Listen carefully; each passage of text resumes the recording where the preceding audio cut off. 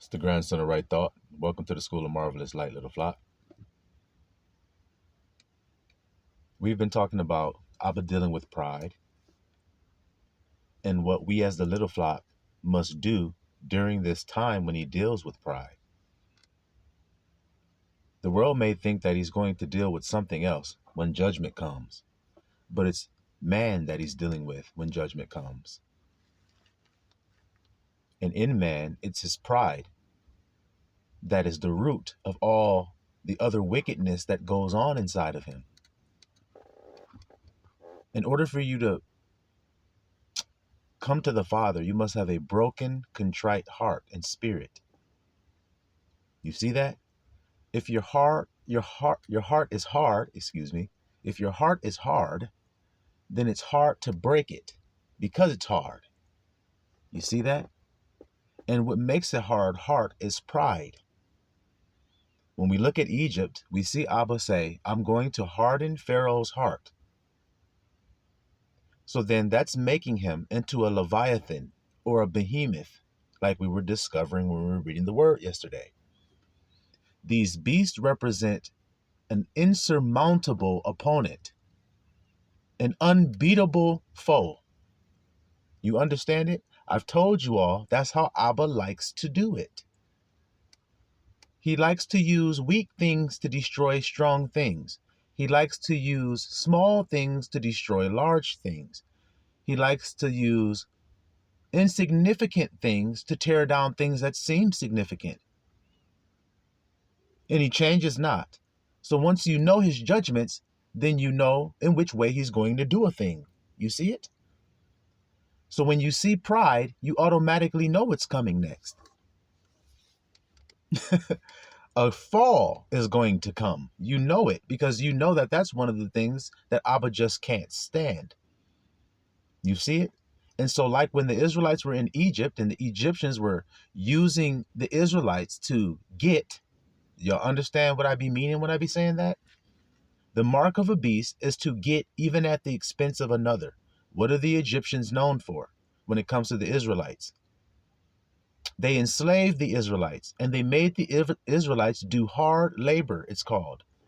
The Israelites actually called out to Abba to release them from that bondage because of the hard labor. Read it, it'll tell you. The work became too hard for the Israelites. See, because when you first start working, it doesn't seem that bad. You're like, I can do this. This isn't that bad. I mean, I'm getting some benefit. I'm at least going to get a check at the end of the week. I can pay my bills and do this and do this and do this. So you're excited about working. But as you grow into the work and the years go by, you learn to like it less and less. Unless you're one of those rare people who are able to do what you love. But most people end up having what's the word I'm looking for? Bitterness or spitefulness about the job, about doing it now after they've done it for so long, because it starts to become too much hard work. They told you were going to only have to work 8 hours a day, 5 days a week, but now you're working 11 hours a day, 6 days a week, and they just changed it on you all out of nowhere. Well, read Egypt and read about the Israelites. He just changed their workload out of nowhere and increased it and made it double, but he gave them less supplies. So look at your job that you've been working at for 20 or 30 years, this example that I'm using. If a person does that, and when they first started working, let's say they were making, we'll just throw a random number out, $30 an hour. They were making $30 an hour. But then along the line, their pay got reduced because of some type of change that went on and everything, and they had to take a pay cut. So now he makes $15 an hour, but his workload is increased. He has to do double the work. So how do you think he's going to feel about that? Do y'all understand what I'm saying? That's what was happening to the Israelites. You see? So it increased over time and it got like a pressure cooker. That's how a serpent works, guys. He doesn't just come right out and just do it. He sneaks close and gets right into range and gets you comfortable and everything and thinking that he's not going to do anything. And then that's when he strikes. He's very patient and cunning and subtle. You see it? Subtle means creeping up on you and you don't even know it's even happening. That's subtle. That's the issues that you guys have found yourself in today. With your jobs, your workforce is not doing it. Social Security is running out. People can't pay their bills. People are losing their houses. All kinds of things are going on because of what, little flock? Bondage, oppression. Well, who's the oppressor? Who's the one orchestrating the bondage? That would be what we call Pharaoh in the scripture. Well, so it is this day. You see it? And so the people are crying out against Pharaoh, saying, it's not working. I can't pay. I'm working harder. I'm working 2 or 3 jobs, but still can't pay. This is getting crazy. Well, don't cry to Pharaoh. That's the problem. He's the one increasing the workload on you. And his heart is hard. For some reason, I just can't say that sentence today, little flock. His heart is hard. His heart is hard. His heart is hard, little flock. We read that. We were discovering it yesterday. I was telling you all about it. I said, you can't reason with him. You can't try to talk to him and say, well, my daughter died and now I've been contracted with cancer and you still want me to work and pay my bills and I just can't do it. I've gone through chemo. And he's sitting there looking at you like this. But on the outside, he's like this. Oh, wow. Sorry to hear that. Yeah. Okay. Wow. What a rough ride that you've been on there. Oh, yeah. Okay. I'll take that into consideration. Thanks for coming by today. As soon as you leave. Hope that was the last one of those I got to listen to today. Y'all understand what I'm saying? He doesn't care. He does not. There is no reason to tell him because he can't care. You understand what I'm saying? So then who do you need to cry out to? Well, I've told you all who to cry out to. I've even told you his name. That's who you need to cry out to save you instead of looking for someone outside of yourself like Pharaoh to save you. What did Abba say happens to you all when you run to Egypt? You shall run to Egypt and Egypt shall help in vain. So what does it mean to help in vain? Vain means lies. Vains mean things wherein there's no profit. So that means they're helping you with a lie that doesn't profit you. That's all they can do. So then why run to them? Why picket? Why march? Why protest to a hard-hearted, thank you, Abba, a hard-hearted dragon-like beast? Why try to reason with him? Why try to talk to a beast? When have you ever been able to reason with a bear when he's coming to chomp? When have you been able to reason with a lion when he's about to tear? Yeah, the bear's coming down through the woods there. He sees your campfire with your little picnic basket and everything there, and he want a sandwich too. Shit, that nigga up there in the trees bored as hell, ain't got nothing to eat. That nigga been hibernating for months. He's skinny as hell. He like, shit, I don't have anything to eat. I'm bored. Well, that's not a salmon, but smells like a PB&J or something. Where the hell is that smell coming from? And he come down the hill, coming and get it. And you're sitting there with your lovely lady there, with your arms intertwined, sharing your peanut butter and jelly. And then here comes Yogi. Talk about, let me get that picnic basket. Hey, boo-boo. Y'all hear me, little flock? That's what's happening. And then when he comes to get that basket, are you going to hold the basket in front of him and say, no, hold on, bear. This is my basket. Now, I don't mind sharing with you. I'll give you half of my PB&J. How about that? And the bear goes, let me think. Well, I really would like to eat the whole basket. But since you said you guys were having a date here that I've interrupted, I'm sorry, I didn't mean to. But since you guys were having a date and everything, I guess I'll just take my half of my PB&J and go on my way. How about it? That's not going to happen. And you're dumb for trying to make it happen. Ain't that right? Ain't it? You can't reason with him. His heart is set up in a different way than yours is.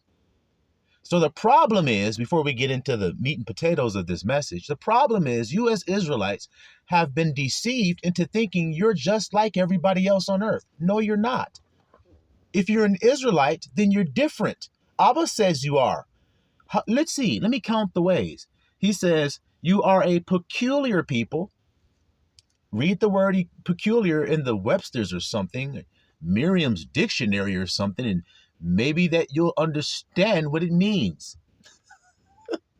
Merriam-Webster or whatever the hell it's called. Read it and see.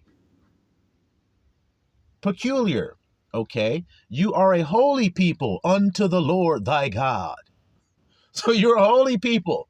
That's holy, which means set apart. See, I have severed you from other people. That's 3. I have separated you. That's 4. What more do I need to say here? 2 or 3 witness, let a thing be established. Well, I've given you more than 2 or 3. So then it's established that you are separated.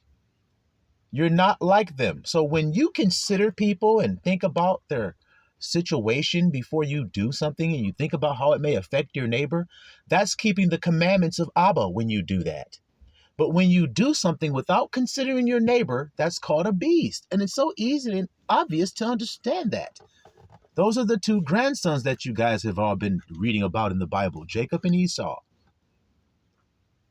One thinks about himself and what he can get for himself, and he doesn't care who he has to get over to get it. And the other one is a plain man dwelling in his tent, minding his own damn business.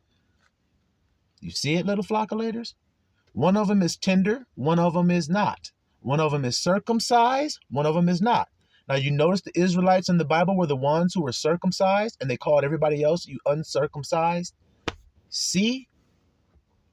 You see it?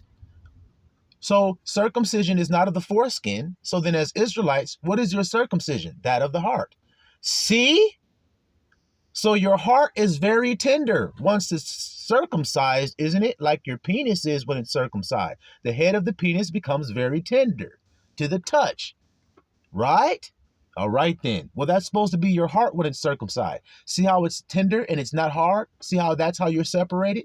That's how come you're peculiar? Because you care. When you care and don't do something, for instance, there's $1 million there, and you're about to grab the bag, and then this old ass lady comes and says, "Oh my God, that's my $1 million I've been saving for 80 years for my grandkids. Don't take it, please." There's nobody there to see you. She can't stop you, but she's trying to petition you to say, "Don't take it." Now, you're going to be a bear? See what I'm saying? Or are you going to be the bear that says, "I can't be reasoned with, lady. I don't feel what you're trying to get me to feel. I don't see you and feel any compassion." You see how you're different? You're like, "Oh shit," you immediately let go of the bag. You're like, "Oh, I'm sorry. You can't blame me. It was $1 million there. You can't blame me for grabbing it, but I'm not going to beat your ass and take it now that I know it's yours." See the difference? The other guy's like, "Lady, get out of my way. You can't stop me. I don't give a damn about them stupid grandkids I don't even know. Bye." And people don't think they're a beast even when they do that for their own family. They're still a beast. What am I saying? When people say, "I got to take care of my kids," and they neglect every other child in the world, then they're also a beast and hateful. And that's how it's subtle. See? That's the subtlety of it all. He convinces you that loving yours is good enough. Yahushua said it's not. Even the wicked can do that. Y'all need to learn to do the things the wicked can't do instead of trying to do things that the wicked can also do. Why? Why do things a wicked nigga and a deceiver can also do? What does that make you? Why not do the set apart peculiar thing?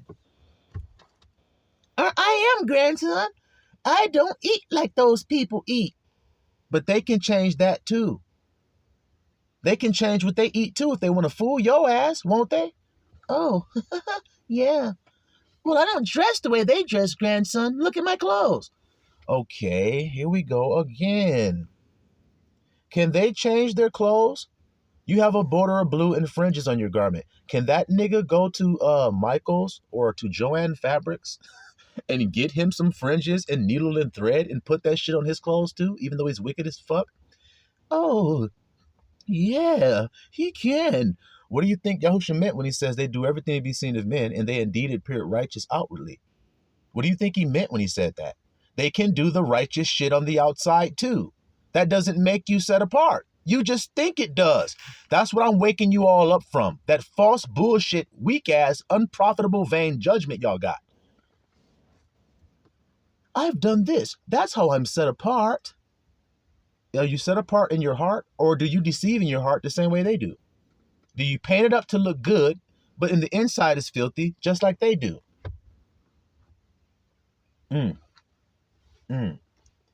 So now let's get into some scriptures real quick, little flock.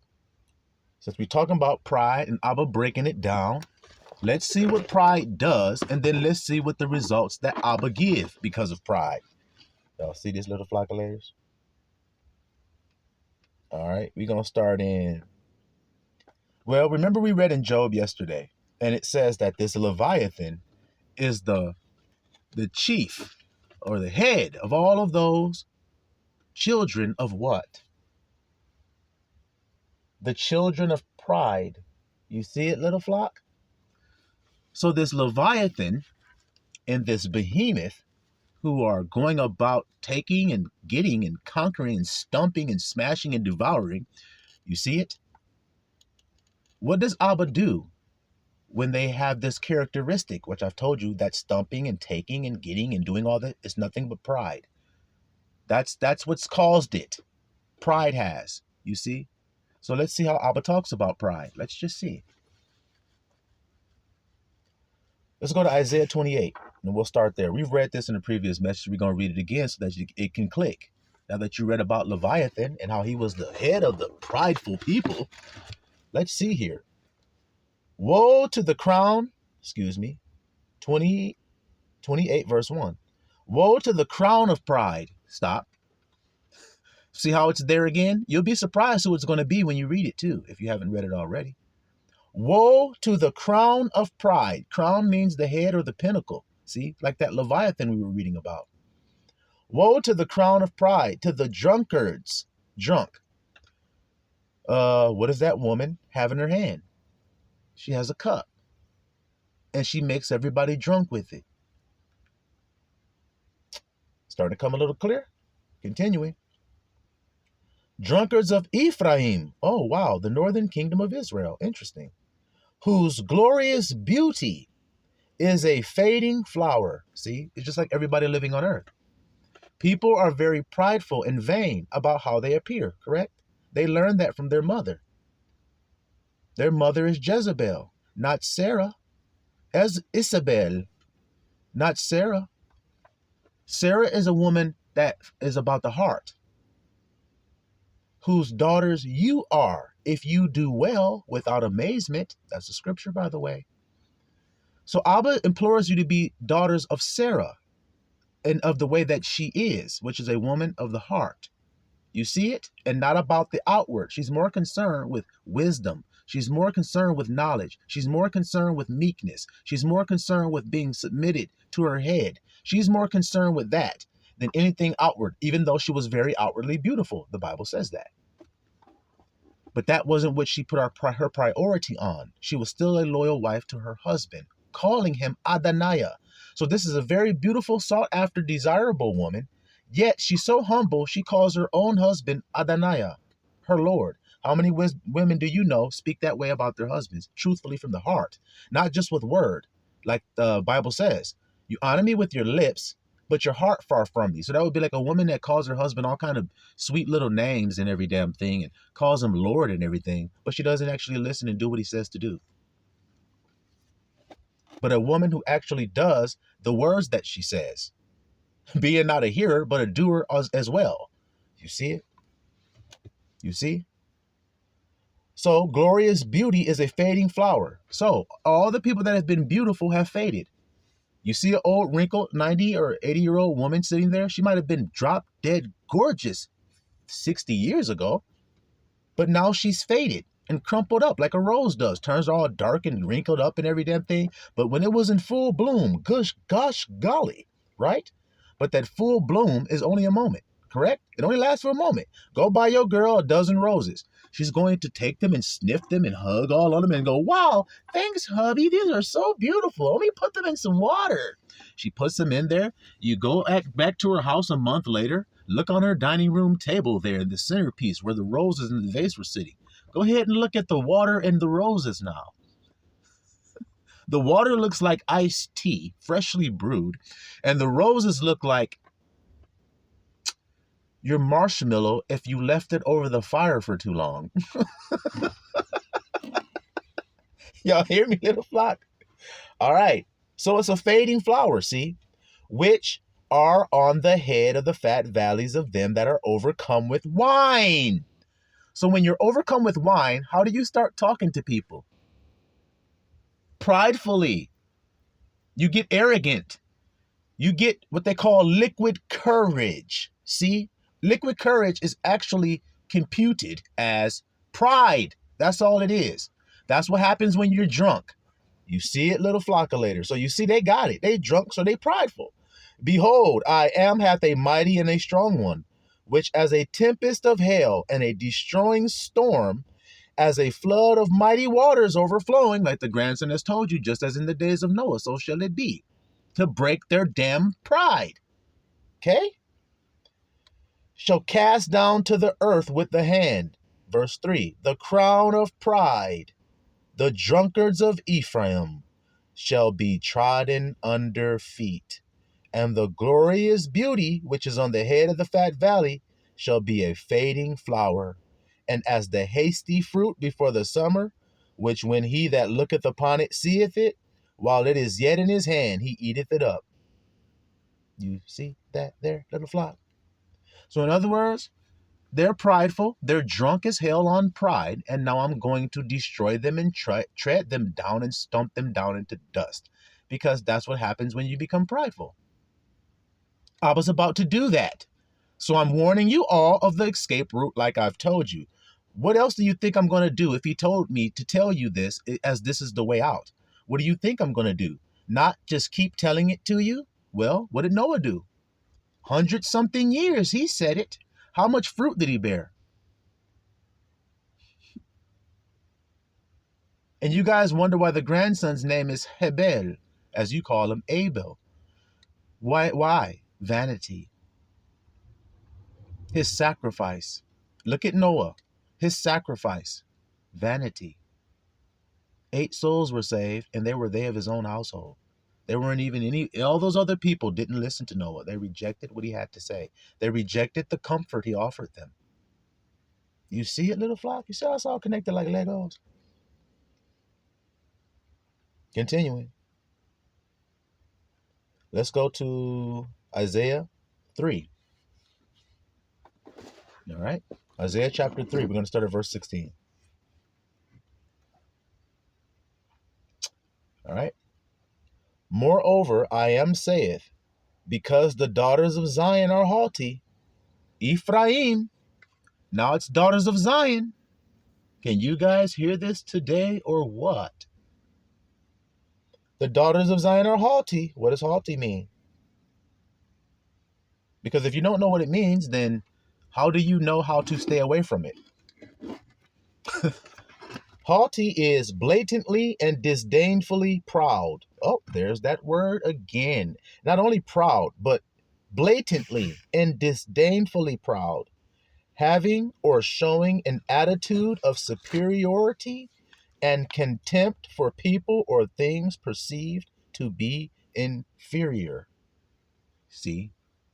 So if you've been living on the earth and you see some people that laud themselves up, see how you always have to put yourself up or puff yourself up when it comes to superiority? If you see some people thinking that they're superior to others, lauding themselves up because of race or something, they laud themselves up and call themselves supremacists. See, supreme, they think themselves supreme, then they are automatically haughty and they're going to be brought down. It's just that simple. Do you see it, little flock? If you abase yourself, then Abba will exalt you. He will lift you up. But you must abase yourself first. Can you abase yourself if your heart is hard? With pride? Nah, you can't. Look at Pharaoh. It cost him, he was so proud, his own firstborn son died because of his pride. That's how it blinds you. That's how it can blind you, to lose your own child over it. And people do it all the time. They do it all the time. All right? That's haughty. So now, because the daughters of Zion are haughty, disdainfully, blatantly proud, having and showing an attitude of superiority. I'm better than you. You see that there? Mean girls. Okay? And they walk with stretched forth necks. How do people that are haughty walk? Like they're arrogant and superior with their stretched forth necks. You see it? And wanton eyes, walking and mincing as they go, and making a tinkling with their feet. Therefore, this is why. So because you're haughty, walking around like your shit don't stink, you think that's a good way to be? I'm warning the entire earth that it's not. And especially right now, it would be wise if you took off that coat of pride and threw it in the fucking garbage and threw a match and some gasoline in that shit if I were you.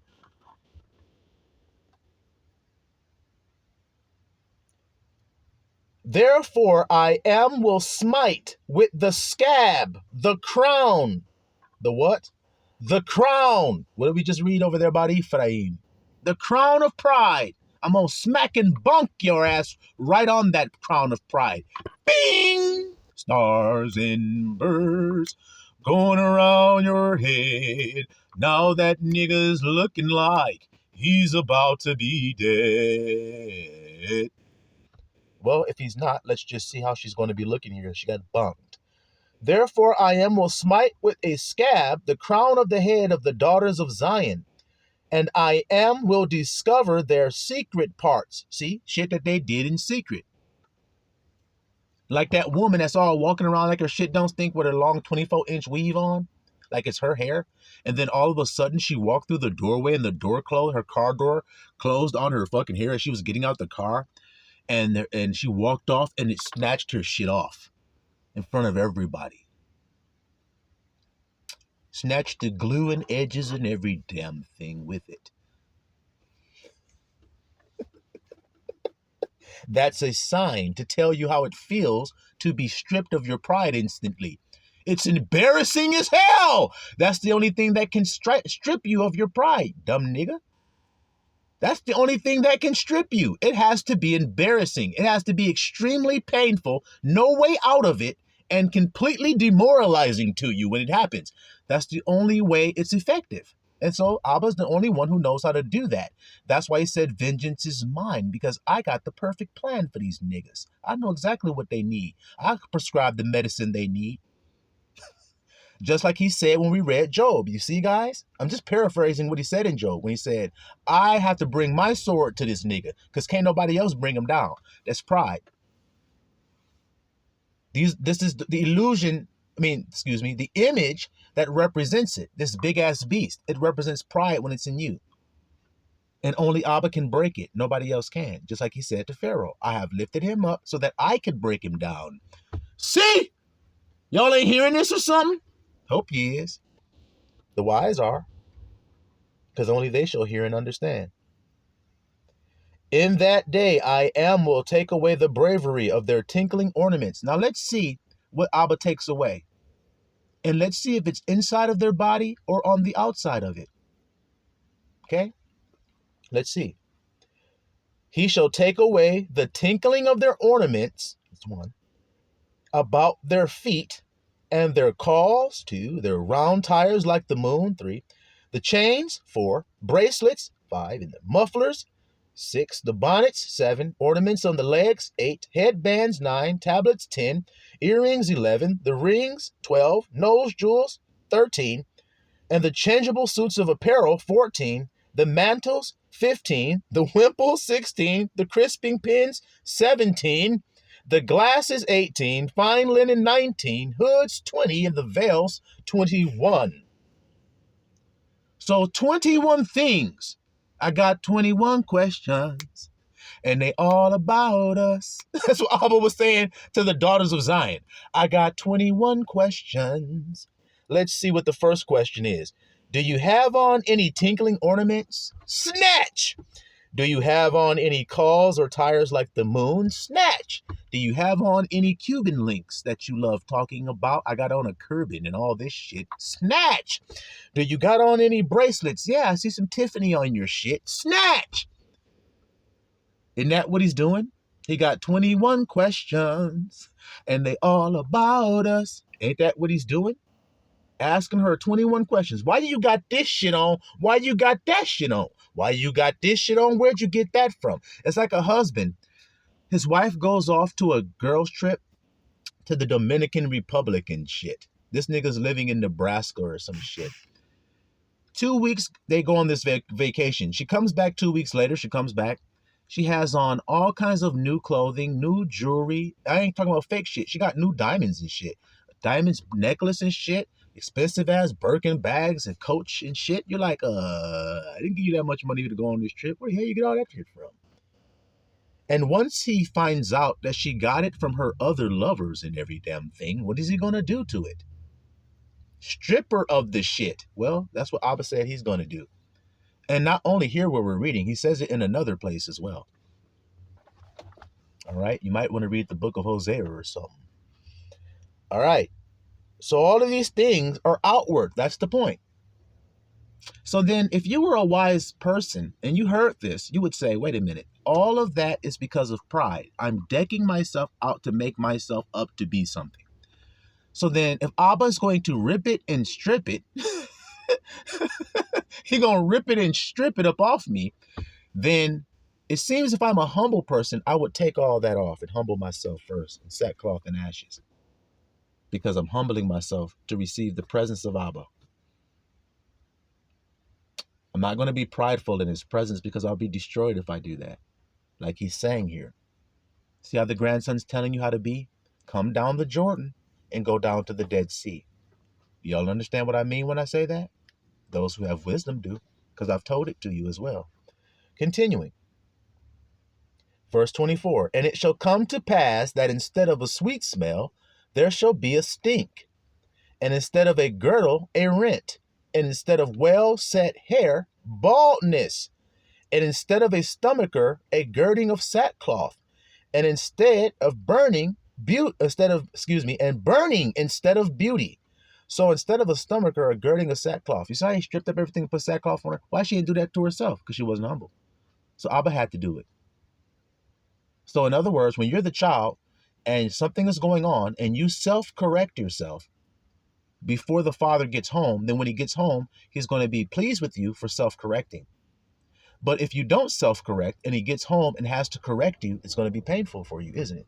See how simple and easy? But had you done the self-correcting, then there wouldn't be any pain, would it? No sorrow, would it? All right then. Right then. So as you see, this is all pride is being described by a woman. It always is. You saw the woman in Revelation sitting on the waters. Now you see another woman, a crown of pride, and you see her being called a woman. Daughters of Zion, look at you. You see, prideful, arrogant. And then when you look at the world, you literally see it playing out in front of you. You see it? All right then. Now this is being described as a woman who's going to be stripped of all of that outward stuff and revealed as what she really is, which ain't nothing but a stinking, out of shape, toe up looking, bald ass, Dunlap disease, having what they call that little shit down there, that little pooch down there, the current kangaroo pouch. Can't think of the word they're calling it now. Fupa. Yeah, there we are. The little fupa and everything hanging on down and everything when she used to be toned up and sexy and nice ass body and beautiful and every damn thing. But you got prideful because of that. It's not about the outward. Abba told you that. I reminded you of that. And now you see what happens when you don't get the reminding. When you don't listen to the reminder, you go, well, I like feeling beautiful. I like looking like this. It's a fading flower. I just read it to you in the other place. You shall be a fading flower. A woman blooms when she's young and she's the most beautiful she's ever going to be. And after that, she starts fading slowly but surely until she fades up into a cracker. That's what happens. And nobody's immune. If you think you're immune, you're prideful. I'll just get this surgery done. I'll just get this facelift. I'll just get some boat. I will hold off the fading. No, you're making the fading worse when it comes. That's all you're doing. You're making it more embarrassing for yourself when it comes. You see it? All right, then, little flock. So we see how Abba feel. He strip you all down, show you for what you is. All right? Isaiah 4, verse 1. No, wait a minute. I went too far. Back to verse 25 of verse 3. Thy men shall fall by the sword. Hear that. Keep that in mind for what we read later. Your men shall fall by the sword, and thy mighty men in the war. And her gates shall lament and mourn, and she, being desolate, shall sit upon the ground. So all the people you showed off for, the mighty men, see? The men and the mighty men, the ones who were trying to garner their attention and everything with all of this decking up you were doing, they're going to be dead. And what was all your decking up for? For their funerals?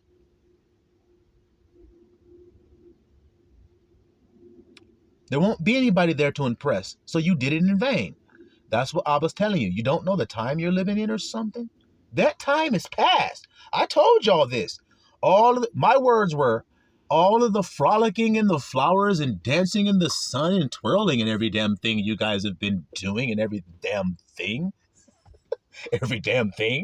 that y'all have been doing, it's over. Fun time is over.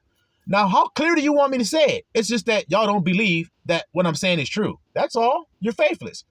Because if you believe me, you would say, well, let me take off the chains and bracelets I keep spending $50,000 on instead of helping my brothers who are fucking starving to death every day. They tell me about their problems and I just have a cold ass feeling. I have $1 million in my account. Why would I give you $10,000? I earned my fucking money. Look at your cold ass heart. Look at your attitude that you think you're superior. Look at it! Don't fuck around with me, because I will hang your asses out to dry, exposing every last one of you of your pride. The things that you all do, the disgusting things y'all do to your own people in order to get $1 put in your pocket and crumple it up like a piece of fucking foil, thinking that it's something of worth of value. It's just as valuable as that foil wrapped around your hot dog. But look at what y'all will do to get more of it. So don't get me started. Back to the message. Isaiah 4. And in that day 7 women shall take hold of one man. Behold, I set before you, Joshua, the high priest, a stone and 7 eyes. Yahusha, you cast 7 demons out of Mary, and she clave unto you. Can y'all follow what the grandson is saying? There are 7 churches. The church is the bride. So there are 7 women or 7 churches, 7 brides called the 7 spirits of God. Did y'all hear that? And they go to and fro throughout the whole earth. Do you hear that? The whole body, that is. So throughout your body, there are 7 centers of energy that communicate with the body, to the head of the body. Well, when they have taken the red down there and put it up at the top, then they have made the red their head. So they're listening to the serpent, and the serpent has become their husband. That's the woman has gone astray. That's how it's illustrated. It has nothing to do with a male or female. It's if you're male or female, it doesn't matter. It means that you have gone astray and have allowed red to become your head. And when you do that, you have now made the 7 spirits 7 demons, because you're receiving unclean messages. Angel means messenger. So what does demon mean? Unclean messages. Unclean messenger. Because you're flipped upside down and flipped. So now all of the 7 centers are now out of alignment with the head of the body. You see it? But if you put the head back in its place, Christ is the head of the body. Christ is the head of the church. So you put Christ back in his place, those 7 unclean spirits are now cast out of the body and are now put back into alignment. So hear what the Spirit, which is the husband, saith to the churches, which are those energy centers I'm telling you about, the 7 eyes that are looking out. that are receiving information that make you feel a certain way. For instance, the seventh down there at the bottom, the root chakra, it looks out, it sees a beautiful woman, you get aroused, and your penis gets hard. Just talking to you in plain terms. It gets hard because it saw something. Your eyes up here didn't get hard when you saw the woman, guys. You saw the woman, your eyes got erect. No, that thing got erect. And why? Because it's what sees the woman. And it starts communicating with the head. If Christ is up there, Christ's going to tell it the truth. But if the red is up there, see, then that's what's telling the whole body what to do. Hey, man, go over there and holler at that girl. Ask her about her Instagram, man. Hit her up. Get in them DMs, bro. See what she doing, man. See if she got a man. If she do got a man, fuck it. Ask her if she can have some friends. You see what I'm saying? That's what it start happening. That's demonic. It's unclean. The whole body is dark. But if your eye be light, your whole body be full of light. Now, who's the light of the world? You know who it is. Christ is the head of the church. Now you can see clear. Can y'all hear it? Can you hear it? All right then, little flock. Now, 7 women shall take hold of one man. I just broke that down to you because I'm the man whose name is the branch, see. Saying, we will eat our own bread and wear our own apparel. Only let us be called by thy name. See, I am. To take away our reproach. See, in that day shall the branch, shall the branch of I am be beautiful and glorious, and the fruit of the earth shall be excellent and comely for them that are escaped of Israel. You see that? And it shall come to pass that he that is left in Zion, left, see, and he that remaineth, left and remaineth. Y'all hear these words? In Jerusalem, Zion is right thought, Jerusalem is right feeling. So the man who remains in the state of right thought and right feeling during the overflowing flood we just read about, that's going to strip everything away, strip all the pride away. The man who remains in Zion and in Jerusalem, what shall happen to him? He shall be called holy. See, he's the one who's set apart. So how are you to be set apart at this time? Israel has a unique power. Their power is to stand still and see the salvation of I am. So they pray to I am, which means they claim what they want in the name of I am. And then when they open their eyes, they simply wait for it to manifest. Let me prove it to you. Yahushua's like this. Hey, master, the storm is going to kill us all. He opens his eyes, peace be still. And then it manifests. What did I tell you?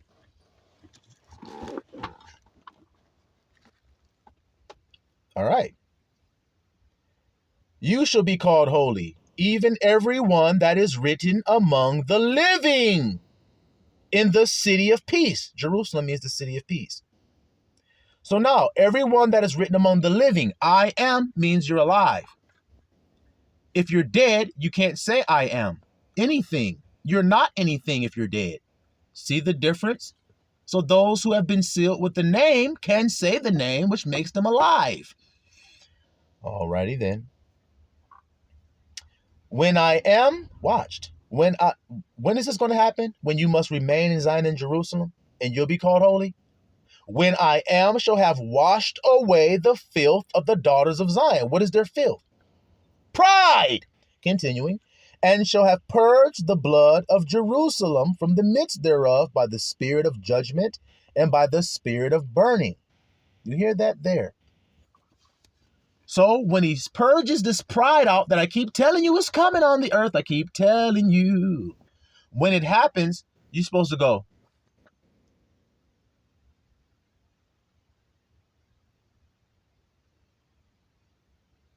And you say, what do you mean you're supposed to do that? Who told us to do that? Yahushua did. When? When he opened out his mouth. When trouble came. When he was asleep. When trouble came. Oh, yeah, grandson, it does say, like a sheep led to the slaughter, he led before the shearers. It says, like a sheep is dumb when he's being sheared, or Yahushua opened not his mouth. It did say that, didn't it? Proverbs. Proverbs chapter 6. Start at verse 16. These 6 things does I am hate. Stop. If you were wise, would you listen to this? If you cared about what Abba cares about, if you cared about his judgment and what his opinion concerning things are, wouldn't you pay attention to this so that you would know what he hates?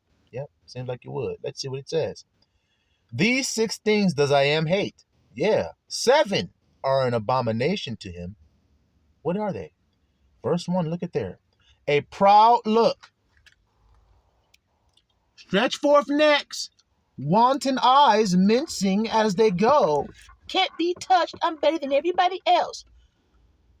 So the picture of pride is a woman, a haughty woman that will not submit herself to any type of authority, but thinks that all that she's concerned with is what she wants and getting more of it. See? That's what it's personified as. You see? So he hates that. We just read how much he hated. He strips you down and makes you look like a bald-headed scallywag after the fact, don't he? Hate him. He hates a proud look. A lying tongue. Like I told you guys, lies. A lying tongue, hands that shed innocent blood, a heart that devises wicked imaginations. See what I told you guys about that womb? You devise wicked. So when you're in that womb thinking about things, you're thinking about wicked ass, evil, sinister shit. He hates that. Feet that be swift in running to mischief, a false witness that speaks lies, there it is again, and he that soweth discord among brethren.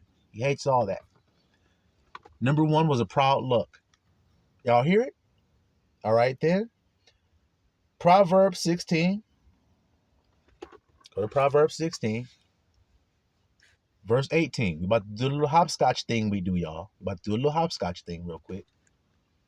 Proverbs 16:18. Pride goeth before destruction, and a what spirit? Haughty. Same word we read over there.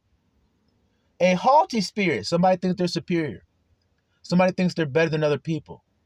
A haughty spirit before a fall. So pride goes before destruction, haughty spirit before a fall. So if you want to know if a nation is going to be destroyed, what will you see? Pride. What do you see being hoisted up in the sky all everywhere you look in America? They even have a whole month dedicated to it called what? Pride. And you guys know this is true. So that's the sign that this place is about to be destroyed. And that's why I'm sent here as the rainbow man, the true rainbow man, to give you the way out, to give you the truth. They talk about love and they hoist up love, talking about love, everybody love. It's perverted. It's a carnal, made-up idea of a bunch of sick-ass, deviant-ass, molestation-ass, field-ass people. Just keeping it 100 and real with you. These are people that are predators that are only looking for somebody else to swallow up. That's all they're looking for. The same people I was telling y'all about when I was a kid, that was those older men trying to take me under their wing, going to help me out in life, but they're really just trying to look for somebody that they can devour, somebody that they can suck the light out of. What about all the priests that you've heard coming out with their altar boys? See, I'm not fucking around. I told you guys. It's everywhere and it's rampant. You see it? So now, pride goes before destruction, haughty spirit before a fall. Did you guys hear it? What does it say next? Better it is to be of an humble spirit with the lowly than to divide the spoil with the proud. Getting. See? With the proud. Proud are all about getting. You guys get and y'all divide it. You get $1 million, y'all break it up. Yeah, here go your 250,000. Here go mine. Here go his. Yeah, we got that lick. We hit a lick, nigga. We the shit. Can't nobody stop us, nigga. Pride. About to get destroyed if you ask me talking like that. You're haughty. You see it? It's better to be humble. What did I tell you guys? All right, then. Proverbs. Well, let's go to 16:5. Let's jump back a couple verses. 16:5. Proverbs. Everyone that is proud in heart is a what? Abomination. Like we read in the other place. He hates it. Is an abomination to I am. Though hand join in hand, he shall not be unpunished. I don't care what you do. You're going to get punished for being proud. Told you guys. Proverbs 11:2. Told you we're just hopscotching, guys. Pause the video if you need to go catch up with your scripts and every damn thing. Proverbs 11:2. When pride cometh, then cometh shame. Look at this shit. Pride comes in the door. Hey, everybody. He's the life of the party. He looks the best, has the best jewelry, looks like the boss in the fucking room. But behind him is another nigga, his right-hand man, called shame. He's the one after the, hey, everybody, has had his way with you. Shame is the one that comes after the fact when you're sitting in the room all along and goes, yeah, you dumb fuck. You stupid bastard. You fell for that. You really thought you were the shit that night, didn't you? And he just won't leave you alone. That's part of the payment, nigga. You see? You see? All right? When pride cometh, then shame cometh. But with the lowly is wisdom. So there's always going to be a separate version or a separate type or a different manner than these prideful. And they're called the lowly. Which one is Yahusha? Did he use that exact word to describe himself? Did he use that word to describe the Father, actually? Because he said, I am meek and lowly and humble of heart. Did he say those things about the Father? All right, then. Be perfect as your Father in heaven is perfect, lowly and humble. See it? Proverb 29:23. A man's pride shall bring him low. Stop. Look it. Hey, guys, come on over here, man. He puts his arm all around. Come on down in the basement, man, where the party's at. You hear down in the basement.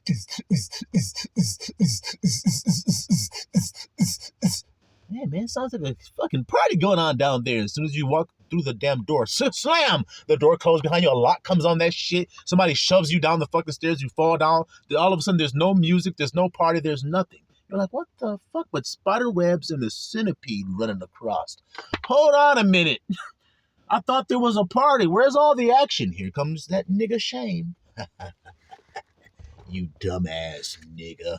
Look at you. Here he comes. Here he comes, because you've been brought low down to the basement, you see. But honor shall uphold the humble in spirit. Honor upholds the humble. So, guys, do you see why I'm giving you this message? Because of what I've been telling you over these last couple of weeks about pride. He's about to deal with it. Get humble.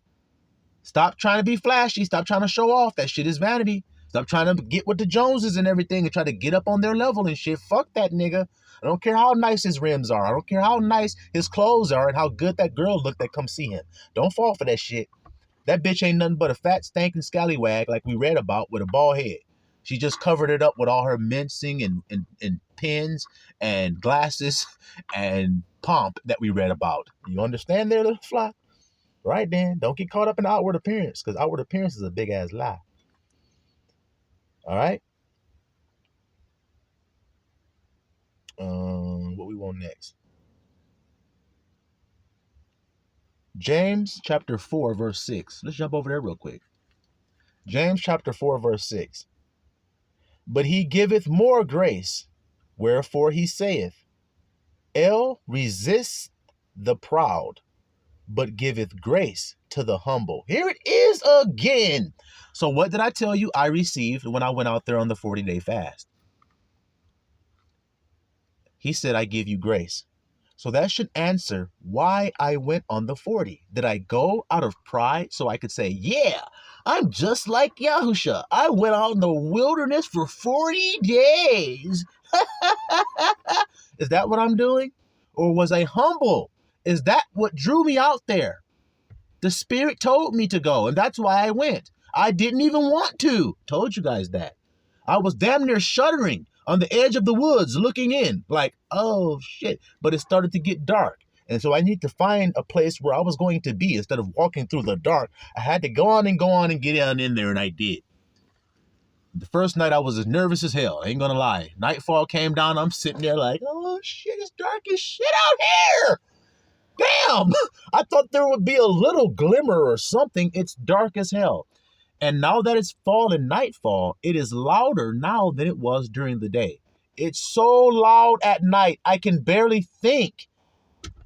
I can barely even try to do anything with this mind of mine because it's so freaking loud. Well, I had a little vial of olive oil, which I poured into my ears at night. I would take a little bit and pour it into my ears at night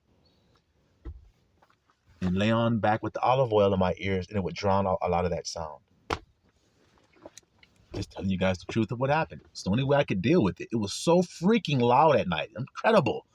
But that's just off subject, but I just thought I'd tell you guys that. But he told me, I give you my grace. So then he rewarded my humility. That's all it was. I told you I was laying on the ground, skinny as hell, saying, Father, into your hands I commit my spirit. I'm done for. I can't do anything. I'm dead. That's what I thought. So then I didn't go out there for no prideful reason. I thought I was going to die. I literally was laying on the ground like, well, guess this is it. I can't even stand up. I tried twice and I passed out both times. And don't know how long I've passed out. I'm just waking up on the ground going, what? I thought I was trying to get some water into this tarp from the rain. That's what I thought I was doing. The tarp is over there and I'm laying over here in the mud with mud all over my face. My mouth all busted. What the hell? How did I get over here? Then I try to get up again. Next thing I know, the tarp is over there and I'm over there. What the hell? What is going on here? Abba, I give up. I'm too weak. I can't do nothing. Just take my spirit, man. And he said, I give you my grace. That's what he said. So then this verse is just true.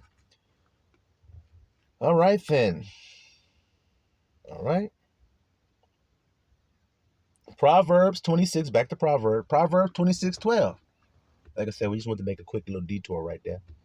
Proverbs 26:12. Seest thou a man wise in his own conceit? So it means proud. There is more hope of a fool than of him. You can't got no hope for him. Told you, when you're proud, you're hard-hearted and can't hear.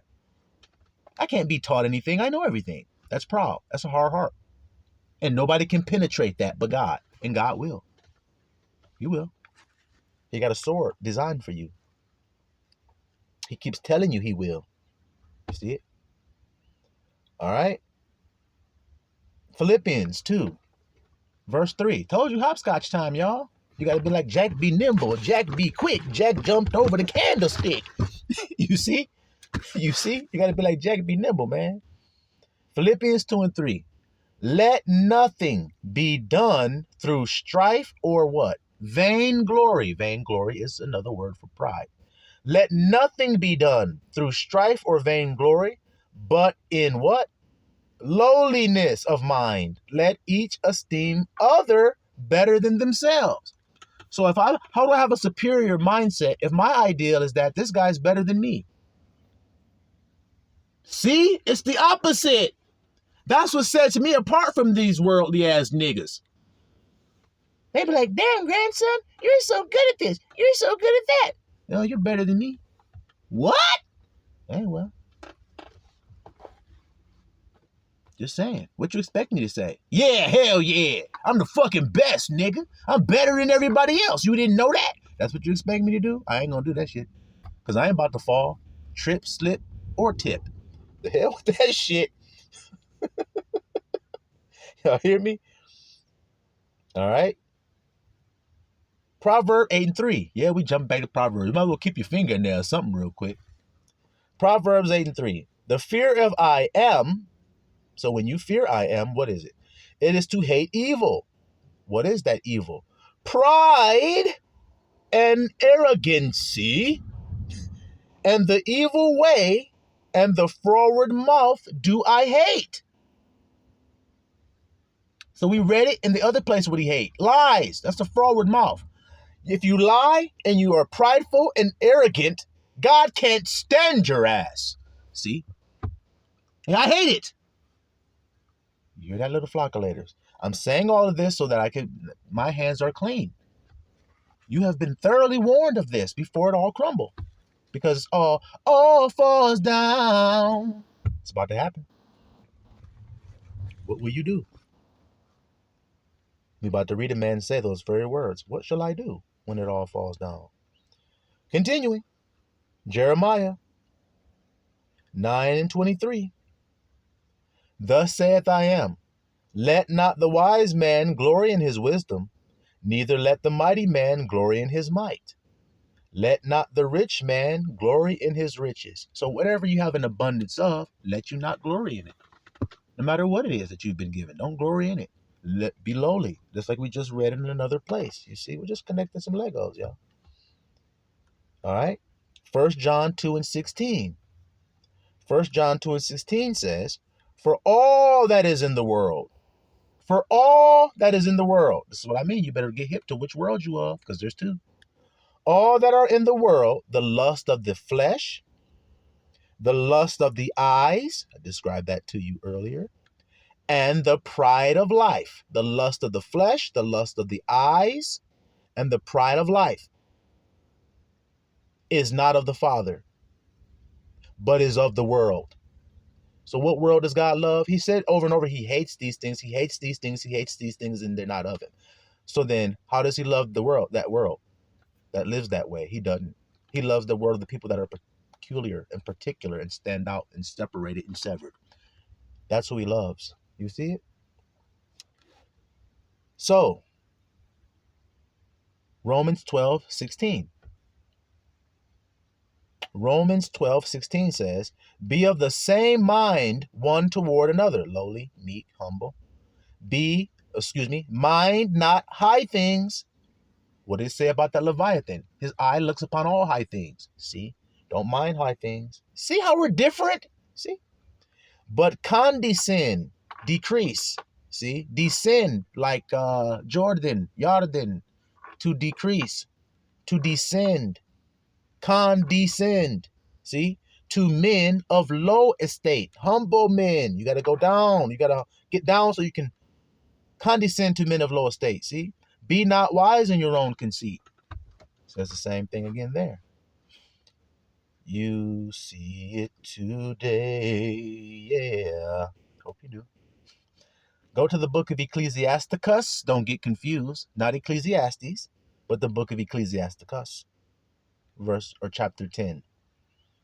All right.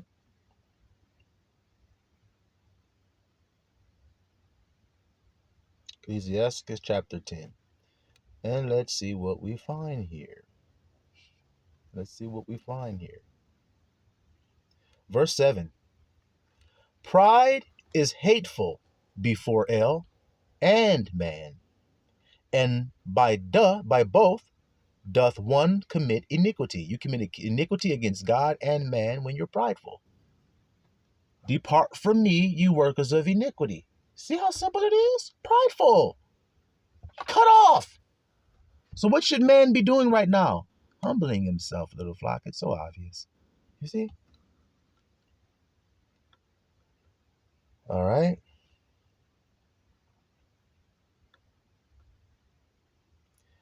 That was verse 7. Verse 8. Because of unrighteous dealings, unbalanced scales, iniquity, injuries, and riches got by deceit. I told you that.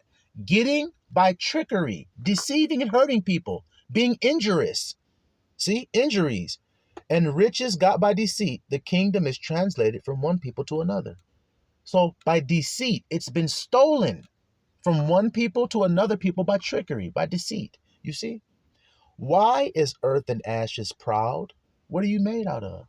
What is the flesh made out of? Earth and ashes, guys. Why is it proud? There is not a more wicked thing than a covetous man.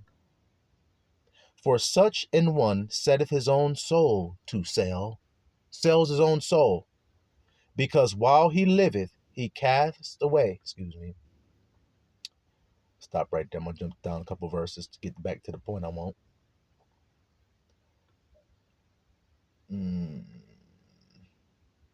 All right.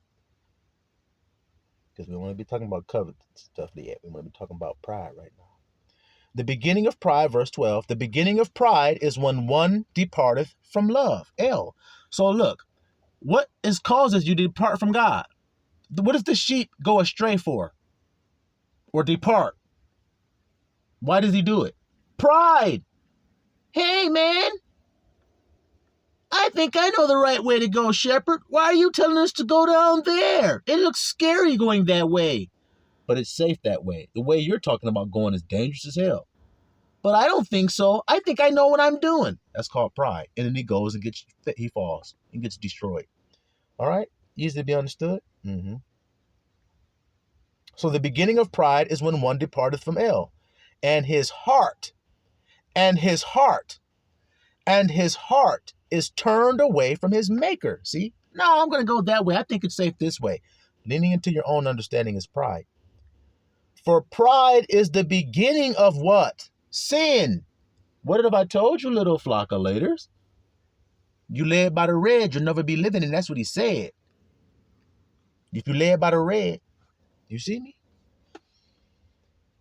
Pride is the beginning of sin, and he that hath it, pride that is, shall pour out abomination.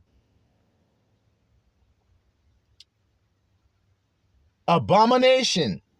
And therefore I am brought upon them strange calamities, and overthrew them utterly. Why? Their pride. The Lord I am hath cast down the thrones of proud princes, and set up the meek in their stead. So he knocked down the pride and put the meek there. Told you guys. He knocked Satan out of his place in heaven, and then there was a man-child who was caught up to that throne. See? See it? Why do you think the red dragon was cast out? We're going to read about it in case you don't know. I am have cast them down, put the meek up in their stead. You see that there? I am have plucked up the roots of the what kind of nations? The proud nations. And then what did he do? And planted the lowly in their place. Do you hear it? So if you want to be planted in a good place by Abba, what do you think you need to be right now? Proud, boastful, and arrogant and stuck up bitch, or lowly, meek, humble, which will make you rich.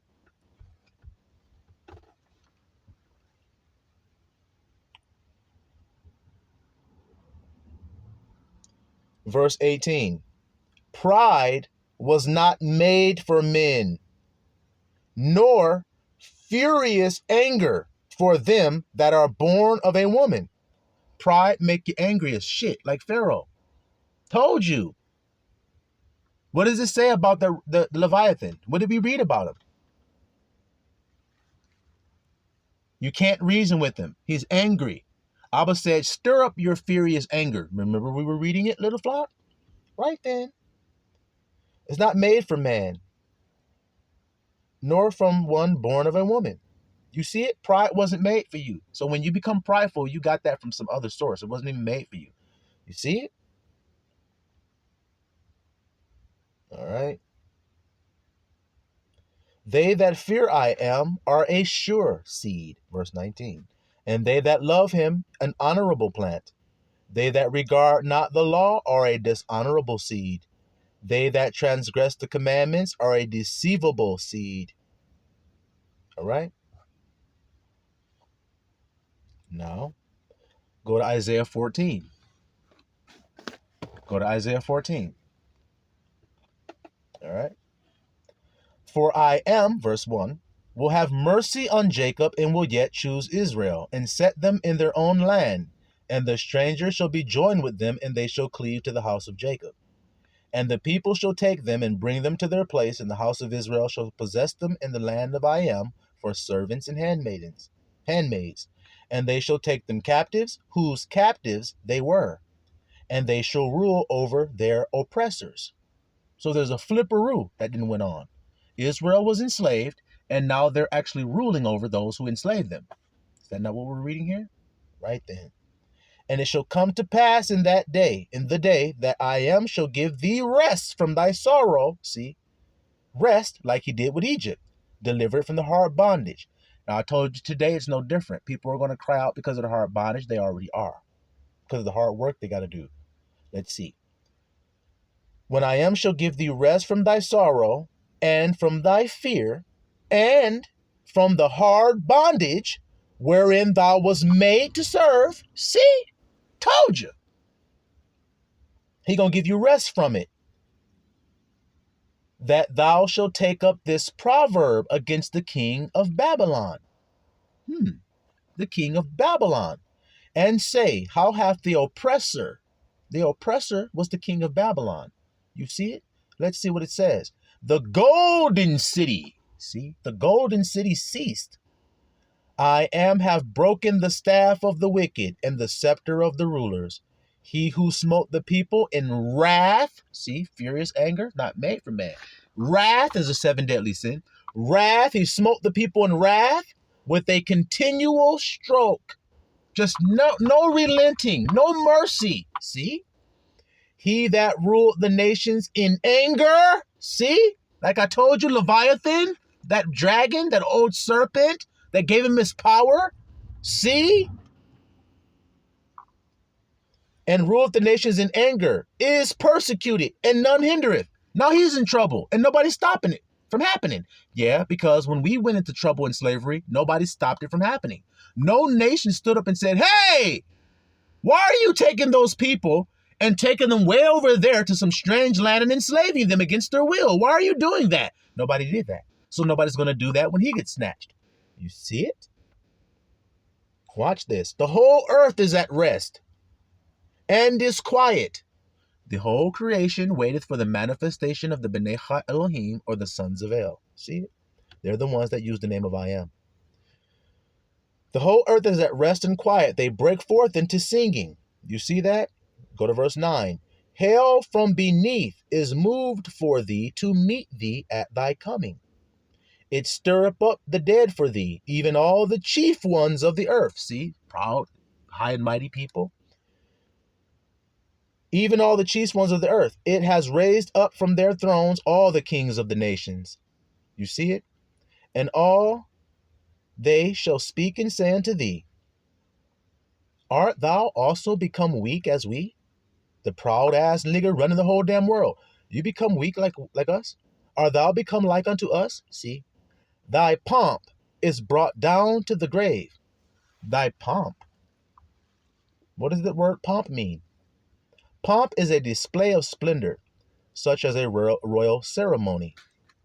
An ostentatious display, which is a vain, look at the word, a vain or showy display of importance or dignity. What does Isabel mean? Isabel means, what word, little flock? I'll let you guys tell me. We read another message. Exalted was one. What was the other word? Dignified. See it there. Exalted and dignified and better than everybody else and painting her face up in every damn thing. See? All right then. So that's what pomp means. Vain display of splendor. What did Abba say when we were reading Job? Go head on. Put on your best shit. Get decked out as best as you can. And try to stand up against me if you can. See how it's all connecting like a Lego. Right then. He said, thy pomp is brought down to the grave, and the noise of thy vials, the worm is spread under thee, and the worms cover thee. How art thou fallen from heaven? How art thou fallen from heaven, O Lucifer, son of the morning? How art thou cut down to the ground, which didst weaken the nations? Why are they asking how? Because it was impossible for anybody else to fight against them. Only Abba had to do it. See? Which is what he did. And that's what they're saying. How did this happen?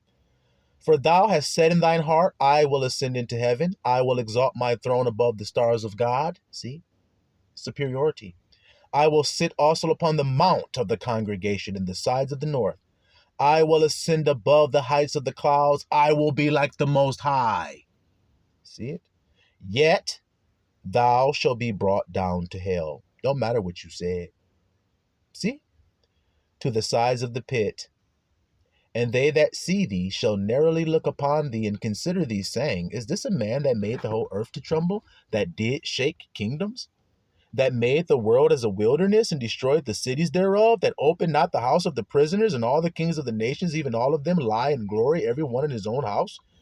But you are cast out of thy grave like an abominable branch, unprofitable branch. See it? And as the raiment of those that are slain, thrust through with a sword that go down to the stones of the pit, and as a carcass trodden under foot. He said earlier he was going to trample under the foot because they're prideful. Thou shalt not be joined with them in burial, because thou hast destroyed thy land and slain thy people. The seed of evildoers shall never be renowned. You hear that there? Right? We'll go to Second Esdras, and then we'll be done with this message, little flock. Second Esdras, Esdras, right?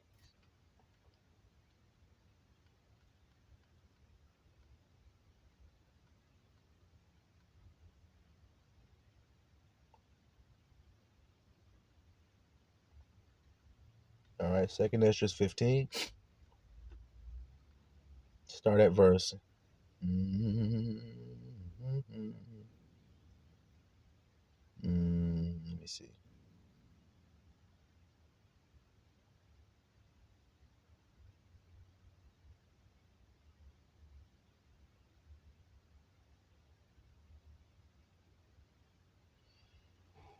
All right.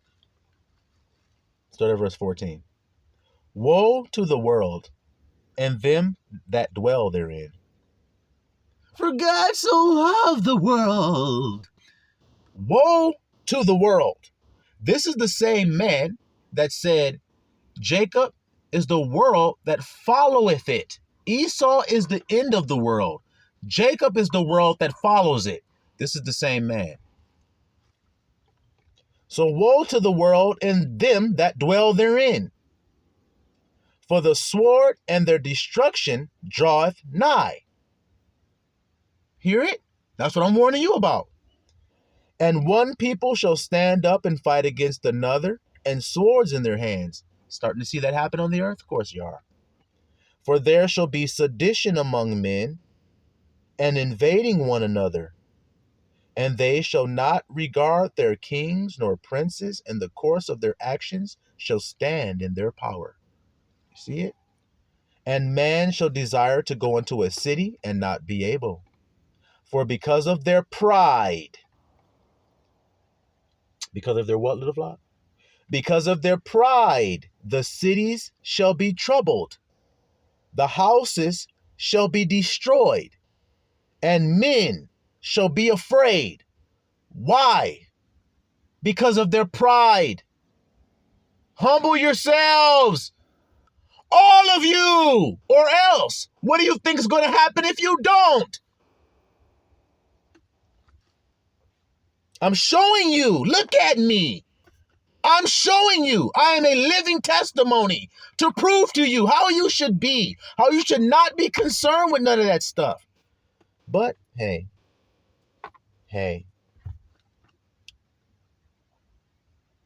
a man shall have no pity. What did I tell you? Hard hearts. A man shall have no pity on his neighbor. On his who? On his neighbor.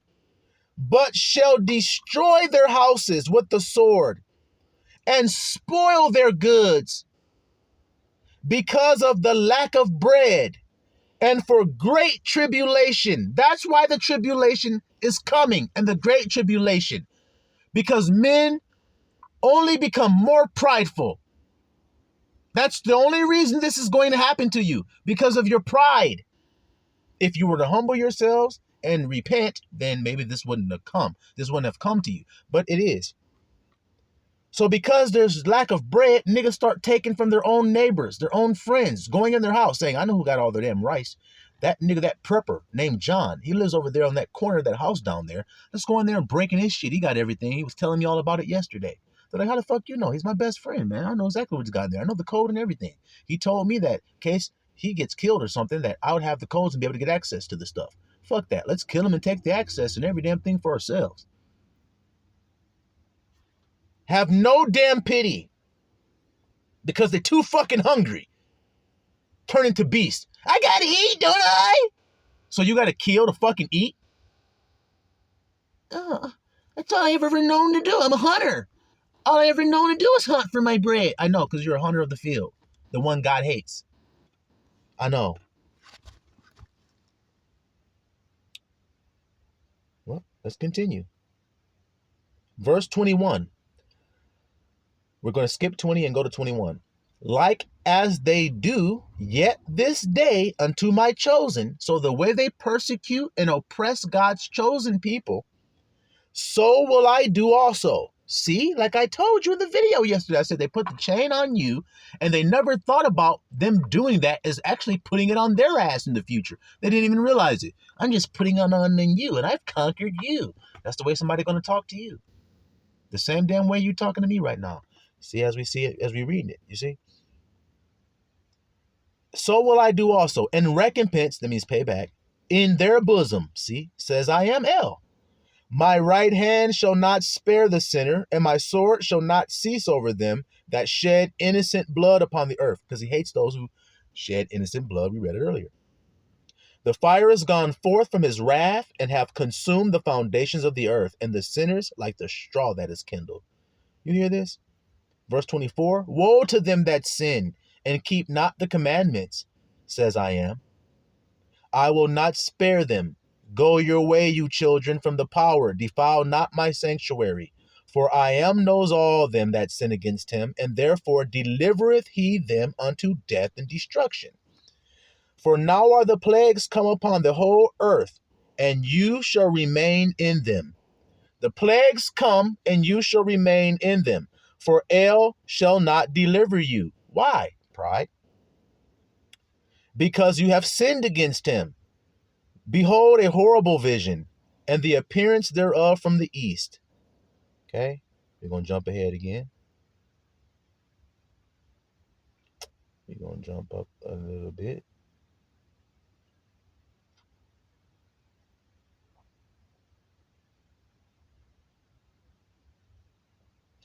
All right. Let's go to verse 46. Watch this little tidbit. And you, Asia, that art partaker of the hope of Babylon. So you trying to do the same thing Babylon do. And art the glory of her person. Woe be unto thee, you wretch, because you have made yourself like unto her, and have decked your daughters in whoredom, that they may please and glory in your lovers, which have always desired to commit whoredom with thee. See it, little flock of laters. Thou hast followed her that is hated in all her works. Babylon is hated in all her works. You see? And you followed after her, you're going to get the same punishment. Let's see. You have followed her that is hated in all her works and inventions. Therefore saith I will send plagues upon thee. See?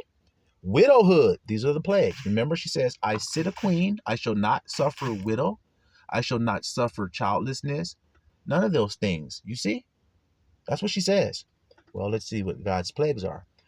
The plagues are widowhood, poverty, famine, sword, pestilence, to waste your houses with destruction and death.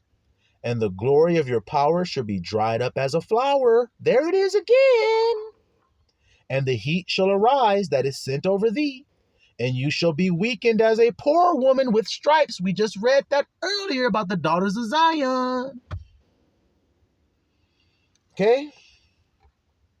All right. Verse 56. Like as you have done unto my chosen, says I am, even so shall Abba do unto thee, and shall deliver thee into mischief. Your children shall die of hunger, and you shall fall through the sword. Your city shall be broken down, and all yours shall perish with the sword in the field. You see it? They that be in the mountains shall die of hunger, and eat their own flesh, and drink their own blood, for very hunger of bread and thirst of water. You see it? 13. Second Esdras 16, verse 13. For strong is his right hand that bendeth the bow. Stop. What did I say in the message yesterday about the behemoth and about the Leviathan? It says the behemoth walks in the ways of God. Walks in the ways is the word darak. And what does darak mean? It also means to bend the bow. Or as my brother Cut said, to put one in the chamber. That's right. That means to move with intent. You don't pull, as Tupac said, you pull your strap on me, nigga, you better kill me. I remember that. I mean, if you're going to pull your bow, pull it with a purpose. Aim it with a purpose to hit the target, because Abba does. He doesn't pull his bow or bend it unless he's shooting it. You see what I'm saying to you? So should you be, because there are your enemies who are like that, like I was describing to you. You see? So Abba says, for strong is his right hand that bendeth the bow. See it? His arrows that he shoots are sharp and shall not miss, when they begin to be shot in the ends of the world. See? Behold, the plagues are sent, and shall not return again until they come upon the earth. See it? When he purposes it, it shall fall out. That's the word haya, means to fall out. See it, little flock? It's the sound you make when you shoot the bow. Haya! Sound you make when you karate chop a nigga. Haya! Have the result that I want.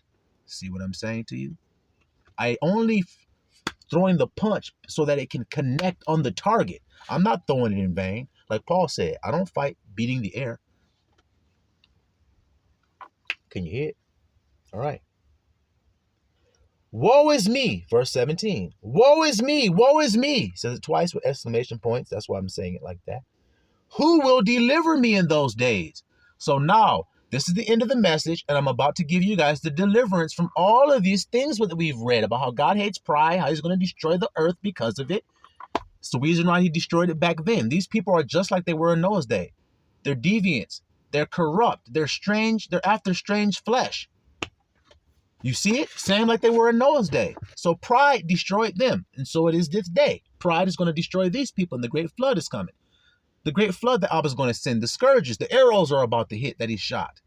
So how are you going to be delivered? Like this prophet is saying, woe unto me. How will I be delivered? Who's going to save me?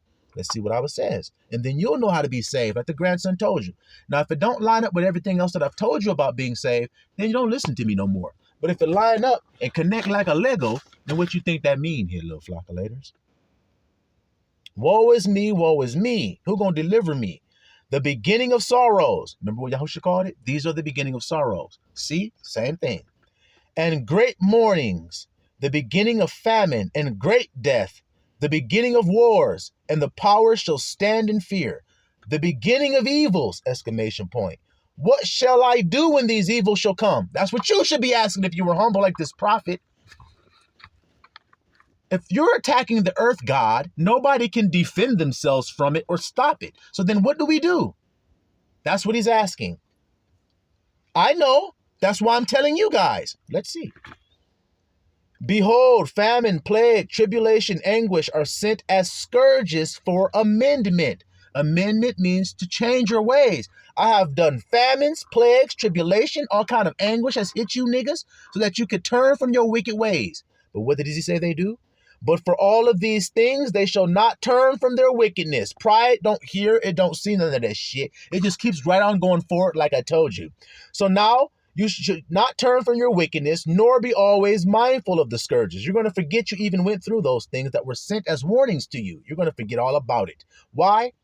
Behold, victuals shall be so cheap good on the earth that they shall think themselves to be in a good case. Yeah, when you say peace and safety, you think you're in a good case. So do they. Same time, same issue, same thing. And even then shall the evils grow upon the earth, sword, famine, great confusion. For many of them that dwell upon the earth shall perish of famine, and the other that escape the hunger shall the sword destroy.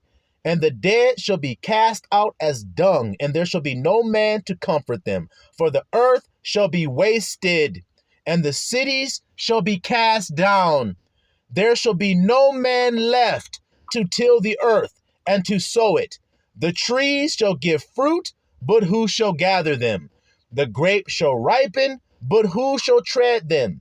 For all places shall be desolate of men. You guys are so prideful, you don't hear that or something?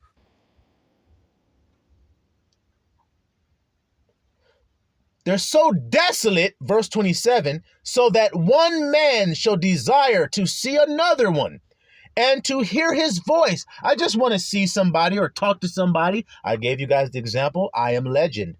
For of a city, listen good. Think about the city you live in and Google the population. And then let's read this verse.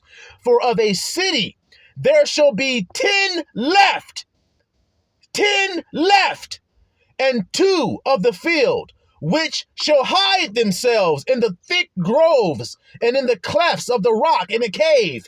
As in an orchard of olives, upon every tree there are left 3 or 4 olives. Or as when a vineyard is gathered, there are left some clusters of them that diligently seek through the vineyard. You see that there? Even so in those days there shall be 3 or 4 left by them that search their houses with the sword. You see it? Just like what happened in Iraq. American soldiers ran up in people's houses with guns and shit while they were sitting there eating dinner with their kids. You think y'all ain't about to feel that shit too? What about in Vietnam when you rounded up a whole village of innocent ass people and mowed them down like a fucking piece of trash right in front of their children and then killed the damn children too? And what about the elders that you dragged out there and killed and raped and pillaged and plunder and destroy? You don't think you're going to suffer that, America? You don't think so? You're all in your pride. You think you're safe? You built up some type of wall like Jerusalem did. You think you're better than Israel, God's elect people who suffered a great fall because of their pride? You think you're better than them? You're not going to suffer it?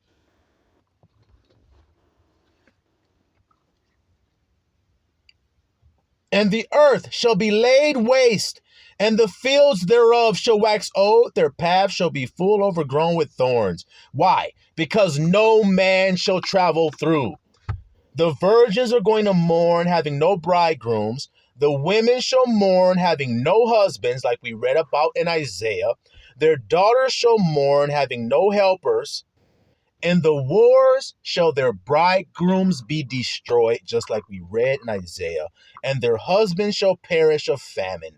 Hear now these things and understand them, you servants of I am. I ask you, how is God going to deliver somebody during this time he's about to tell you if you're willing to listen?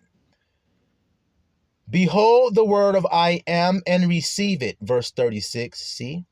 Believe not the gods of whom I am spake. Gods, little g, idols. Don't believe them. Behold, the plagues draw nigh and are not slack, like I told you guys.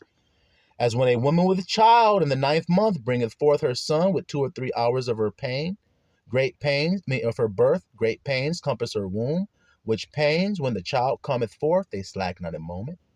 Even so shall not the plagues be slack to come upon the earth, and the world shall mourn, and sorrow shall come upon it on every side. O my people, hear my word. Okay? Okay, hear his word. If you wanted to be saved today, hear it. Make you ready to the battle. So how do you make yourself ready for this war? What do I look like? A traveler? A pilgrim? Well, let's see here. Make yourself ready for the battle.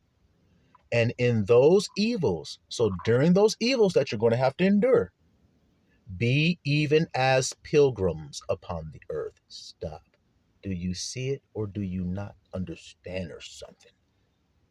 Be as pilgrims. This is how you're going to endure it. This is how you're going to save and survive it. Be as pilgrims. He's going to go forward and give you some more advice if you're listening. He that selleth, let him be as he that fleeth away, running away. And he that buyeth, as one that will lose. Why? Because you're about to get a mark that you can't buy or sell without it. So you may as well give it up now. See what I'm trying to say? But don't nobody want to hear that shit. All right, well, die if you don't want to hear it. That's the only other recourse you have. And he that occupieth merchandise, so if a man have a whole bunch of merchandise and land and all kind of stuff and assets, as he that hath no profit by it. See, you're not going to get any profit from it. That's how he should be acting. And he that buildeth as he that shall not dwell therein. He that sows as if he should not reap. So also he that planteth the vineyard as he that shall not gather the grapes. You see how the work that you're doing, you do it like you're not even going to get a profit from it because you're not? Watch. He that soweth as if he should not reap, You see that? Verse 44. They that marry as they that shall get no children, and they that marry not as widowers. And therefore they that labor, labor in vain. See? That's what I'm trying to tell you all, little flock. It's pointless. For strangers shall reap their fruits. That's why it's stupid to do it and stack it up. And spoil their goods and overthrow their houses and take their children captive. See it? For in captivity and famine shall they get children. And they that occupy their merchandise with robbery, the more they deck their cities, their houses, their possessions, and their own persons, the more will I be angry with them for their sins, says I am. Like as a whore envies a right, honest, and virtuous woman, so shall righteousness hate iniquity when she decketh herself, and shall accuse her to her face when he cometh. You see that there?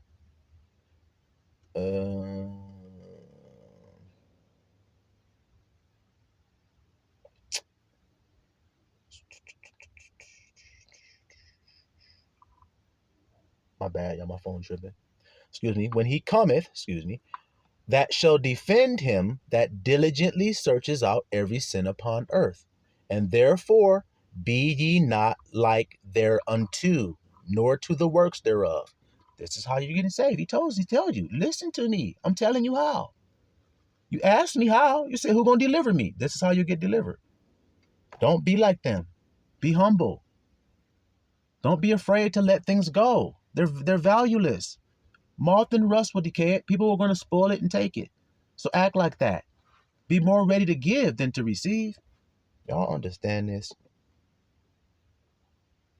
For yet a little, and iniquity shall be taken away out of the earth, and righteousness shall reign among you.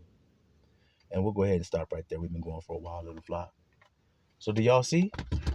You have to endure that for a while. The iniquity, the wrong, the robbery, the pillaging, the plundering. You have to endure it for a moment. But if you endure it quietly, while they take your things away from you, I've had to experience it, little flock. I've lost it all. I've already gone through this judgment. That's why I'm warning you. And from personal experience, I'm actually telling you what I had to do during the attack. I had to be quiet and take it. My house, my wife, my kids, my wealth, my money, my clothes, everything that I had literally was taken. Even my Bible, guys, that my wife had given to me when we got married, that was even taken from me. Handmade clothes that I had made for me were taken. It didn't matter what it was. They were taken from me. And I had nothing, living under a bridge. And during the taking, I had to let it all go. Not hang on to it. I had to let it go. Humble myself. Let these things go. So that's what I'm telling you to do, and you will be saved and be given grace. Why do you think I got the grace, guys? I went through the losing of everything before I went on the 40 and was told I give you grace. The only reason I got grace is because when I went through all of that losing, I ran back to the Father and confessed my sin to him. So I would advise you all do the same and become humble people and live as sojourners and pilgrims on the earth in these last days and have all things in common with the ones that you say you love. Silawam Israel.